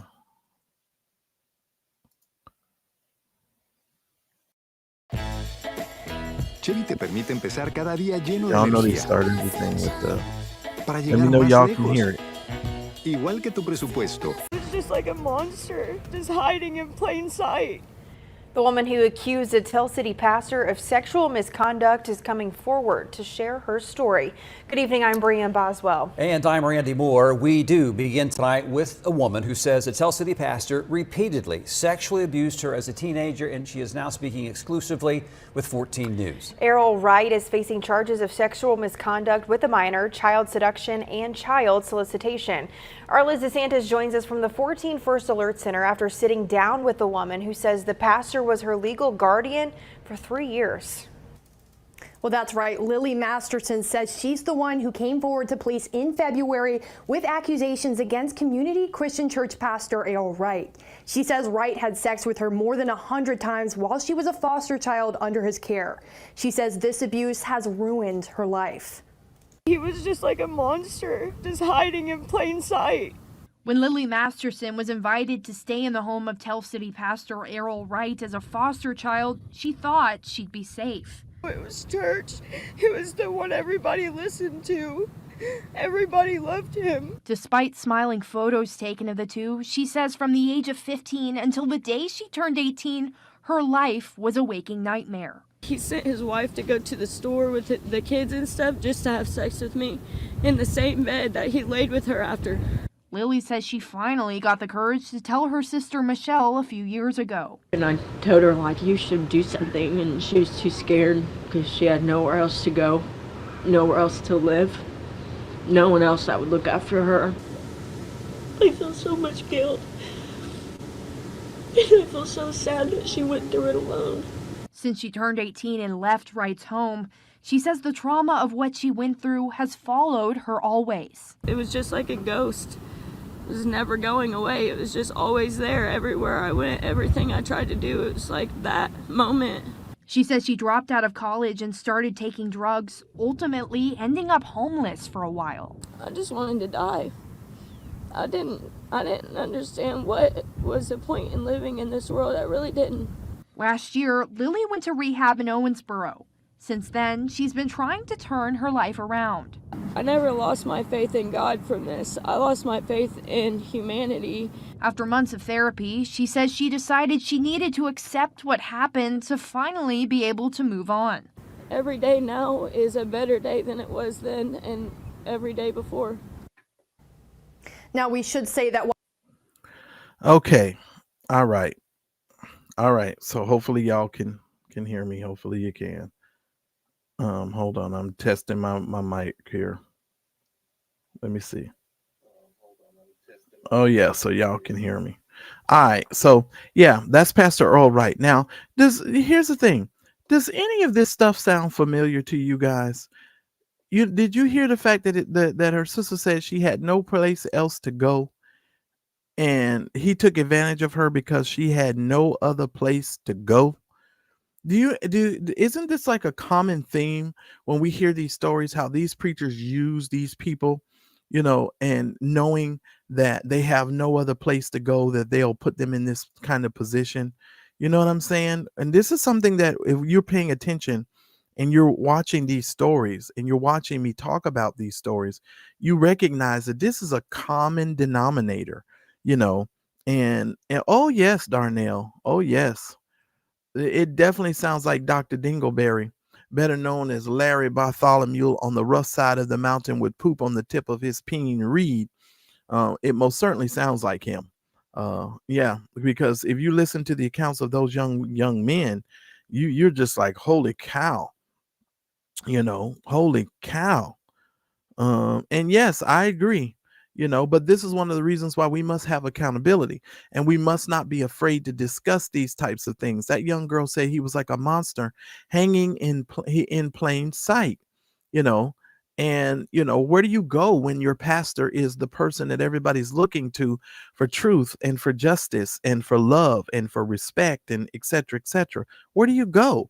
And so here's what I want to tell you. If you're listening to this video and you're watching this video, you go to the first person that will listen to you. You don't wait, you go to somebody. Tell everybody, start talking. If you need to go to the authorities, find you a way. Get on the bus. I don't know who I'm talking to. Get on the bus. Take your bus tokens, take your money, and you stop off at the police station and you tell them, I don't care if you're 10, I don't care if you're 15, I don't care how old you are. You go tell somebody. Because listen, perpetrators are never going to stop. They're going to lie. They're going to love bomb you. They're going to tell you, oh, you're the greatest thing that they've ever encountered in life. And they don't mean to do it, And then some of them will try to do, some spiritual, karate on you and tell you, oh, this is what God wants them to do.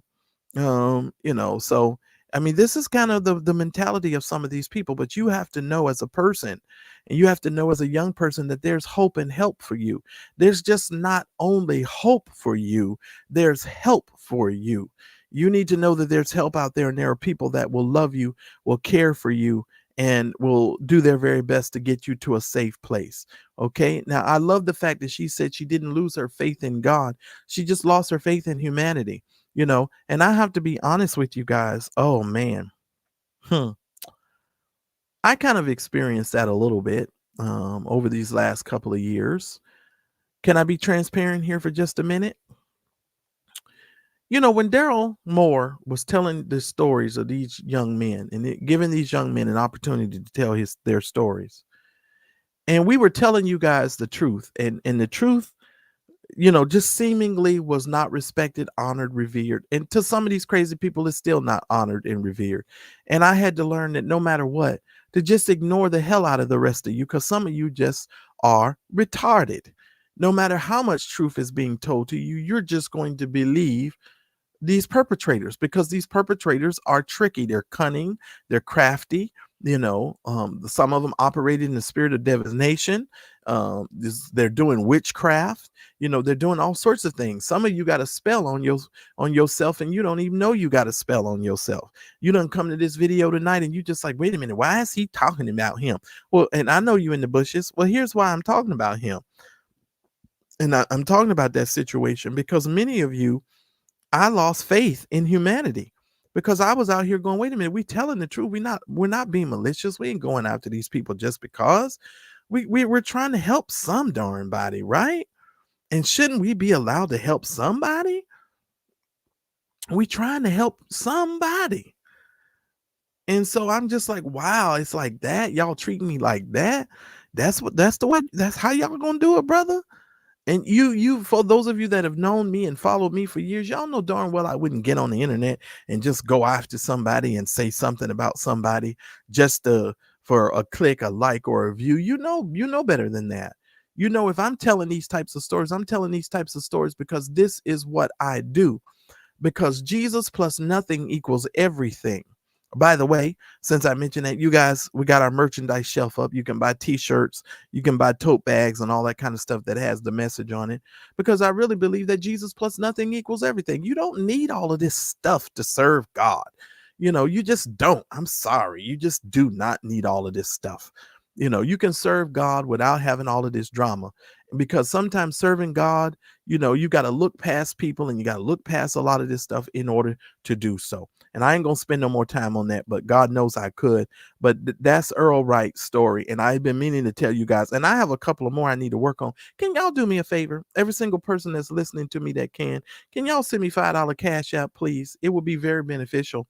It would be really helpful. I got at least 6 to 7 more of these to make. Believe it or not, I've got about 7 preachers I need to tell y'all about. And we do it because we need to have a public record, and I want people to be able to find it on the internet, and for people to have a record of this, because this is never going to go away. It's going to stay on the internet, and somebody who needs help is going to find it. And so y'all need to support the channel. So, as many of you as you can, send $5. I would appreciate it. All right, moving right along. Now, let's talk about this joker. I was going to be done with talking about Shane Perry. Let me tell you why I'm bringing this joker back up. Something is wrong with him. And you can tell him I said it. You can tell him I said it. Somebody that has gone to seminary, somebody that has gone and studied and is well read and understands basic biblical things. And I'm not talking about just binary constructs. I'm talking about theology, worldview, when it comes to how your theology shapes your worldview. When you're talking about systematized or systematic theology, Shane is not, well, let me tell you, I started to say something. I started to say he's not dumb, but I'm gonna take that back because I'm struggling in that area right now. I have watched him on several podcasts here lately, and no, I'm not going to play the clips of the podcast because I'm just talking. Let me tell y'all something. You can find the stuff on the internet because some of these people ain't worth me even sharing their videos. Let me tell you something. Let me tell you something. Something is wrong with this dude. He done got about 39,000 tattoos here, or tattoos. He keep getting these new tattoos. This is what happens when you keep a dog on a leash and you let the dog off the leash and he just run out into the yard and he eventually get hit by a car. This is what's happening to this fella. I'm sorry, Shane, and I ain't trying to be disrespectful, but let me tell you something. This is disastrous what's happening to this dude right now. This is disastrous.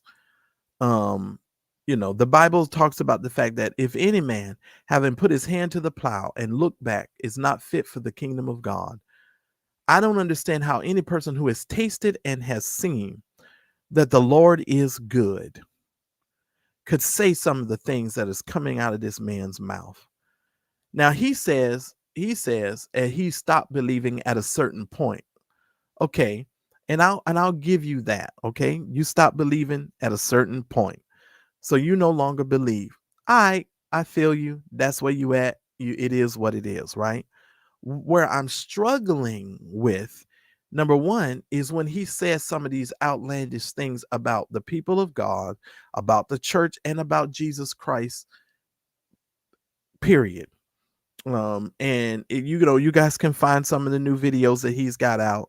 Let me just tell you something, Shane. I'm not gonna lie and tell you that I'm praying for you, because I'm not even praying for you. I'm gonna just tell you the truth, because I'm gonna need to calm down first of all, because you done said too much, you're doing too much, and when you get to a certain age and you see a person just wilding out and just acting a fool, after a while you just, as an older person and a person who's getting older, trying to get mature, you just sort of sit back and you just watch the train wreck. No.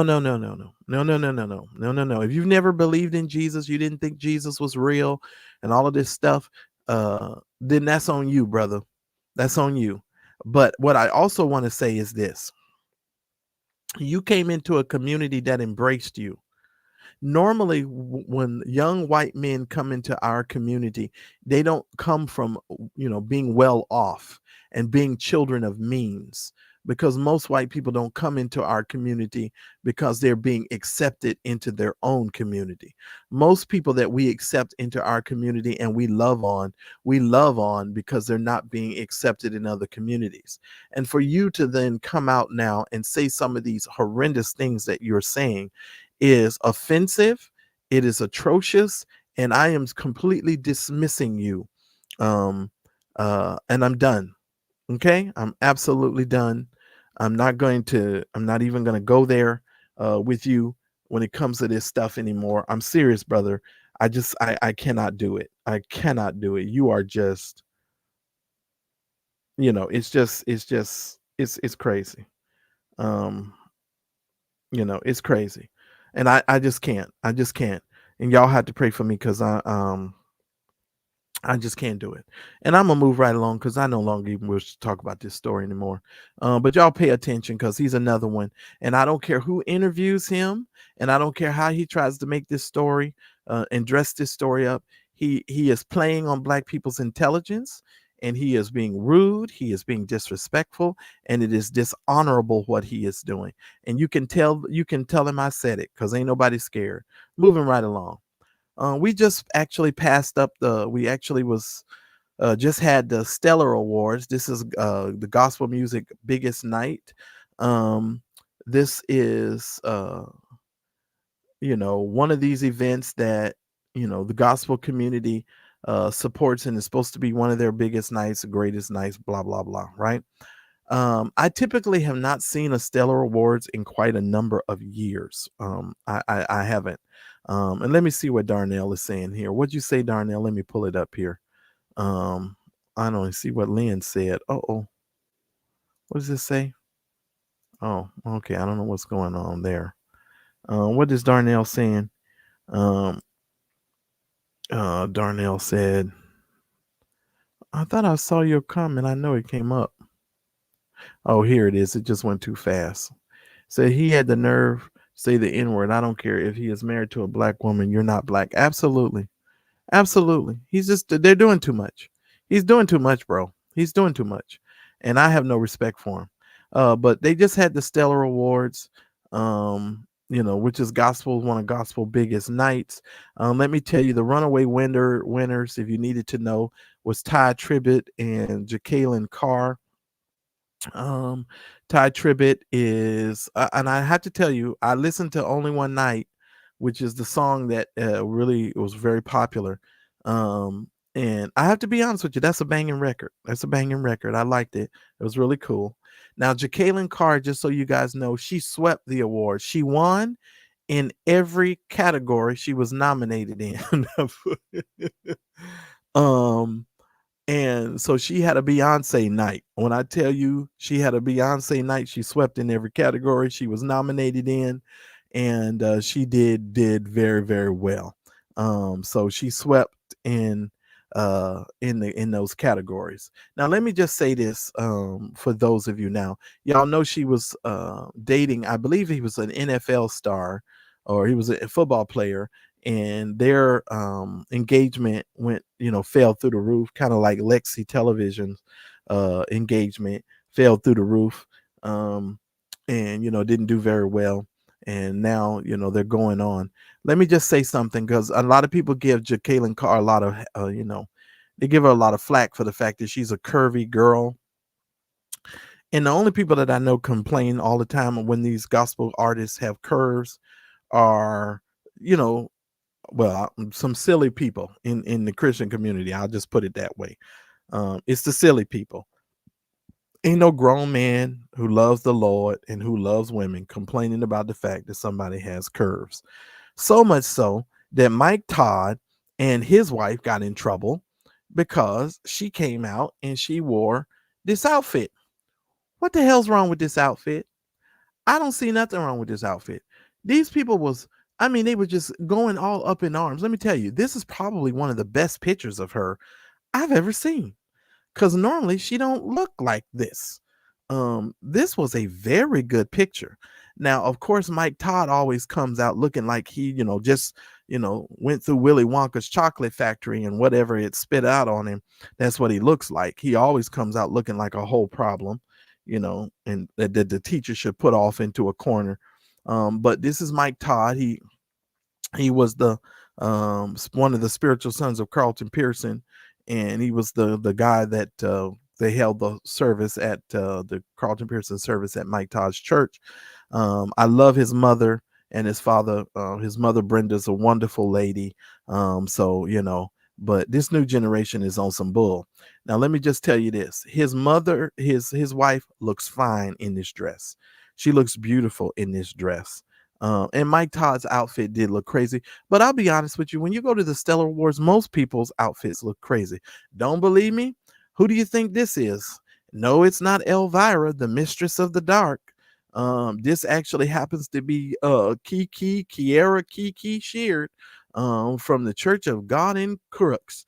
or I'm sorry, Church of God in Christ. Now listen here, Elvira. Now listen here, Elvira. If you want to talk about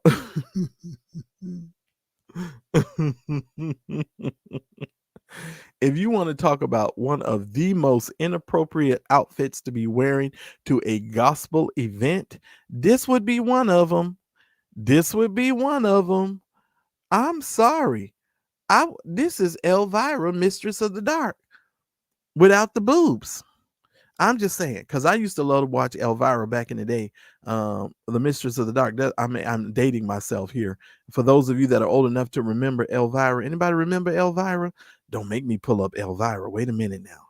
I know y'all know who Elvira is. Nah, I think I'm gonna pull it up just because I want to take a look at the boobs one more time. Let me see. Yeah, let me see. Let me pull it up. Yep, sure am. I'm gonna pull it right on up. Let me see if I can get a good picture. Let me see.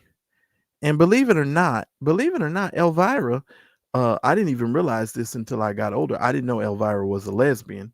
I don't know if y'all know that or not. But Elvira, the Mistress of the Dark, is a lesbian. Had no clue. So I'm just saying, not that that matters or anything, but I'm just saying I didn't know that. That's for the sake of conversation. But let me share with you guys Elvira, the Mistress of the Dark. This is Elvira. Back in the day, she used to do like a show where it was I don't know if it was on the weekends where she would do all these like scary movies. I'm not lying. Well, for me, it was the boobs. It was the boobs.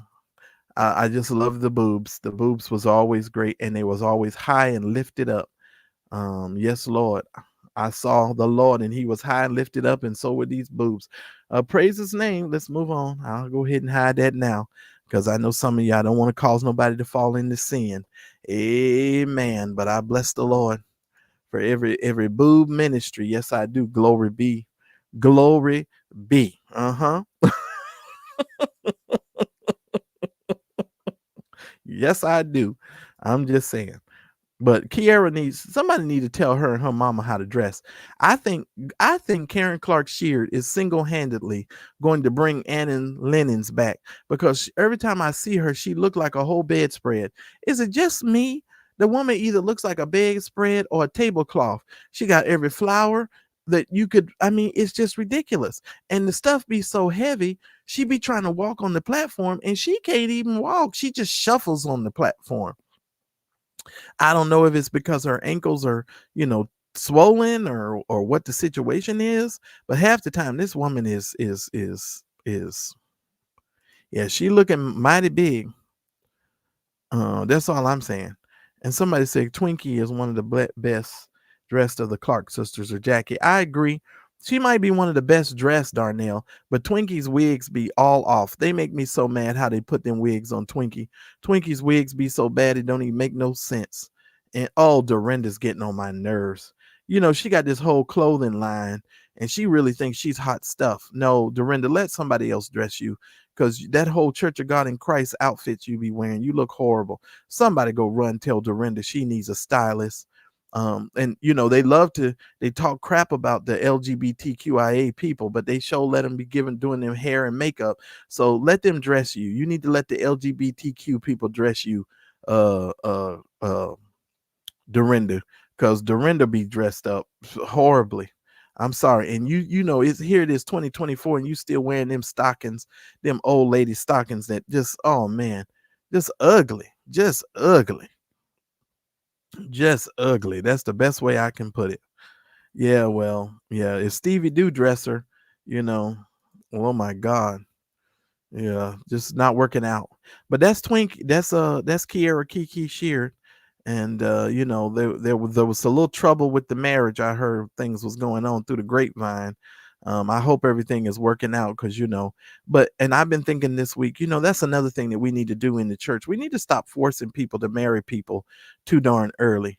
They need to stop doing that. Because if you thought you was about to tame a monster with a big, well, don't get me started. I know I'm offending some people. I'm just saying, You can't, some marriage don't fix all problems, people. If a man is not going to be faithful to you when you're single, he's surely not going to be married. He's not going to be faithful to you when you get married. And poor Kiera, I just don't want her heart to be broken. Oh, I'm sure you do. I'm sure you do. I'm sure you do. I'm sure you do. It's just crazy. These people are nuts. And I mean, nobody, honestly, when I see a lot of them, I think, man, they may not have no friends. You just don't have no friends if nobody comes and talks to you and tells you that you look this bad. I'm just so sorry. I am so sorry. Because Kiera be looking horrible. And poor Karen. Oh, my father. I don't know what y'all. Annen's Linens is coming back into business. That woman is single-handedly going to bring Annen's Linens back, because that woman dresses in the bedspread. She be covered up in them bedspreads, and I know all that stuff has to be heavy. Oh my goodness! Look at that! Look at that! Look at the picture. I'm serious, Kiera. That is not no designer. Honestly, if you saw this picture, if you saw her in this outfit in a Harry Potter movie, you would most certainly think that this dress and this outfit was fitting. The only thing you would think of, where's her magic wand? You would, at some point, you would expect for her to go Leviosa, bippity boppity boop.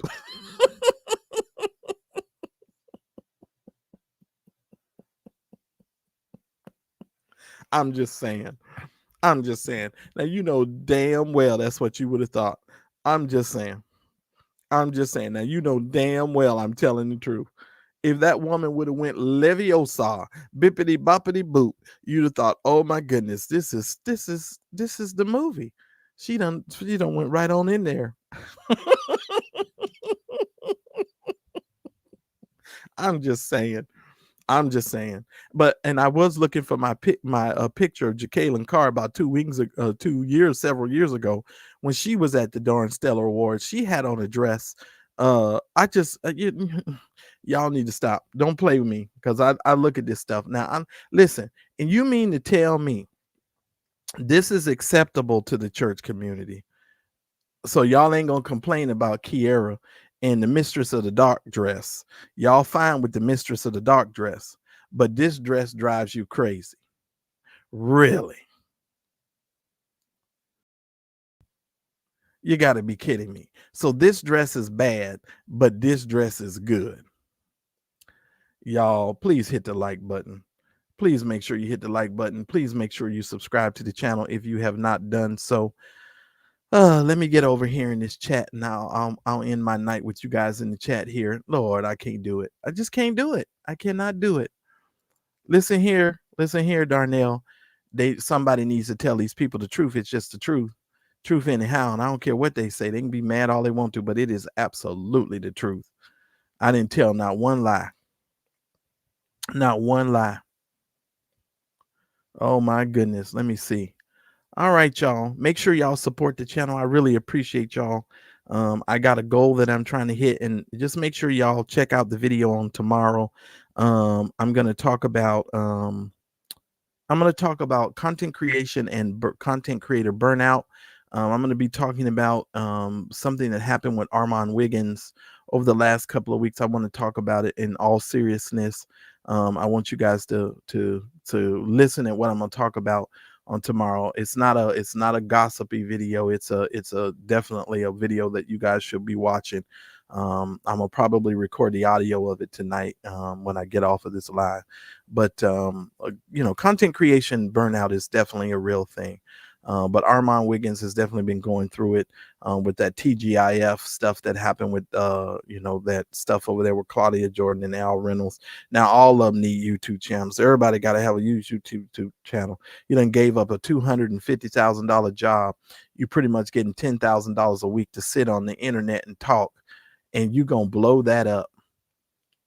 Now maybe that needs to be my Nutville on a Friday night. How dumb can you be to mess up a $10,000 a week job because you just can't get along? I don't care how bad I hate you. Listen here, I got some people on the internet that I just don't care for. I bet you I could work with them for 10 grand a week. Are you kidding me? For $250,000 a year, you think I wasn't going to be able to work with them? Please.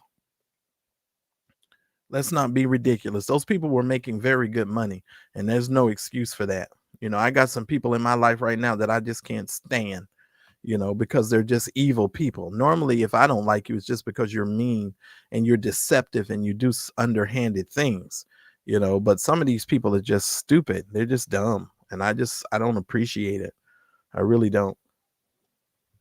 But I really do appreciate every single one of you. Hey guys, please make sure you support the channel. I'm going to be talking to you guys in the next couple of days. Let me tell you something, Darnell. Let me tell you something. As long as I don't have to sit next to them in a live studio, Darnell, I would probably be quiet. Y'all would be like, Marcellus ain't never saying nothing. I don't think I could work with Larry, though. Larry, I don't think I could work with Larry. Now, believe it or not, I could probably deal with obnoxious. Unfortunately, I probably could deal with him. But that Larry Bartholomew on the rough side of the mountain with poop on the tip of his peen reed, no, I can't work with him. No, that's a fight happening. And since I'm bringing up his name, let me go on and let the people that spy for him, let me let y'all know. I know y'all subscribe to my channel. I know his cousin is subscribed to my channel. So y'all go run tell that. And also, let me tell you this. Go run tell him this. I have a docu-series that when I get up enough support on this here channel, that I'm going to spend some time putting together, and I'm going to release my own docu-series, and I'm going hard in the paint. Oh, yes, I am. I'm trying to tell y'all need to let me get free because I got some things I'm working on. And I've got all the videos. I done downloaded everything. When I get ready to come out with my docu-series, it's going to set that internet on the blaze. Y'all going to have plenty of stuff to talk about. Oh, yes, indeedy. Oh, yes, indeedy. And I'm going to end the docu-series with an explosive bombshell. I'm going to tell y'all something that has never been released on the internet. I sure am. I sure am. I sure am. So get ready. Get ready. That's all I'm going to say. That's all I'm going to say. But I appreciate y'all's support. Please make sure you hit the like button. Gerald, y'all have no idea what's coming. I told y'all don't know. Y'all have no idea. Listen here, Barbara Warren. I'm not new to it. I'm true to it. And we like baby's kids. We don't die. We multiply. That's the bottom line. Listen, and I don't care how much makeup you put on your face. I don't care how many dark shades that you wear to cover up your shifty eyes and your wandering eyes. You know, time will tell the truth. And people can do whatever they want to, thinking they're going to hide, but you ain't going to hide. You're not hiding at all. Time will tell. God bless all of you guys tonight. I really do appreciate you guys coming and supporting the channel. It means everything to me that you support the Mad Church Disease channel financially, as well as with your likes, your subscribes. It means a lot to me, guys, because I am on my way. I'm trying to get something accomplished. I'm trying to share some information with people, and I want people to know that Jesus plus nothing equals everything. God bless you guys, and I'll see you guys on the very next episode. We are Mad Church Disease, helping you understand that Jesus plus nothing is everything. This is a show for everyone, believers and non-believers, from churched to the unchurched. Help us grow the channel by supporting our non-profit causes and create more consistent content. Donate by Cash App or PayPal, or buy us a coffee at buymeacoffee.com.